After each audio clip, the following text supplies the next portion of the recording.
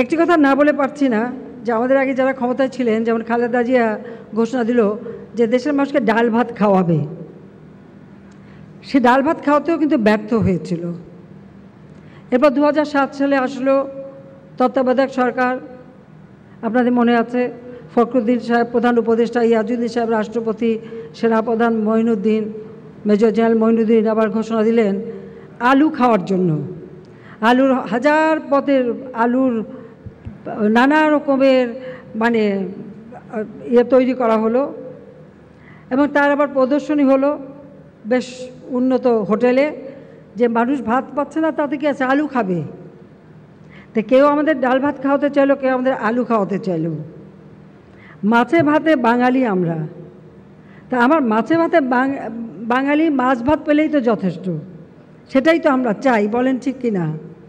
সেটাই তো আমাদের লক্ষ্য। কাজে আমরা সেদিকেই দৃষ্টি দিয়েছি। এখন অন্তত বলতে পারি মাছ ভাতের অভাবটা নাই, ডাল ভাতেরও অভাব নাই। তবে মানুষের চাহিদা এখন মাংস, আরও বড় বড় মাছ, সব কিছু খাবে। তো এখন দেখি জিনিসের দাম নিয়ে চিন্তিত। পেঁয়াজের দাম বাড়লো কেন? পেঁয়াজ আমরা কিন্তু 90% পেঁয়াজই আমাদের আনতে হতো ভারত থেকে, সম্পূর্ণ নির্ভরশীল ছিলাম। ভোজ্য তেল 90% আনতে হয় বিদেশ থেকে। কেন আনতে হবে? আবার নিজের দেশে তো আমরা উৎপাদন বাড়াতে পারি।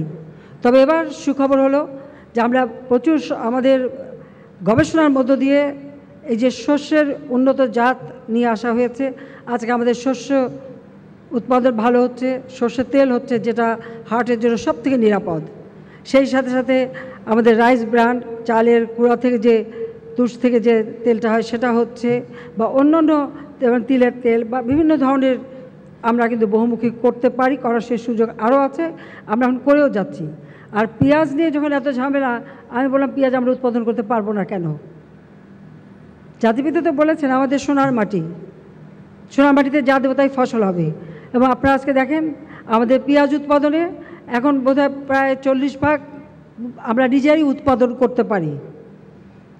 কাজে এবং এটার উপর গবেষণাও চলছে।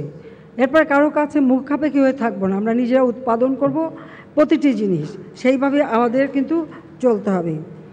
আমি এটাই বলতে চাই যে আমরা ইতিমধ্যে কত টাকা ব্যয় করছি সেটা বলতে চাই না, টাকাটা বড় কথা না, আমাদের দেশের মানুষ সব কিছু পাচ্ছে কিনা সেটাই বড় কথা। তবে যারা খামারি তাদেরকে আমরা উৎসাহিত দিই, সব ধরনের সহযোগিতা দিয়ে থাকি। করোনাকালীন সময় বিশেষ প্রণোদনা দিয়েছি, এমনকি আর্থিক সহায়তাও আমরা দিয়েছি।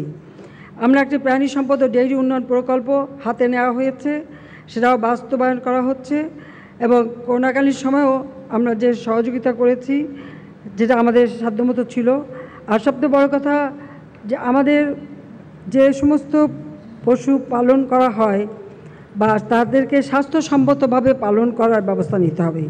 যেমন মাছ, হাঁস, মুরগি, পাখি, পশুপালন, এগুলি সমস্ত স্বাস্থ্যসম্মতভাবে লালন পালন করা এবং উৎপাদন প্রক্রিয়াকরণ, কারণ প্রক্রিয়াকরণটাও কিন্তু গুরুত্বপূর্ণ। এ বিষয়ে আরও যত্নবান হতে হবে।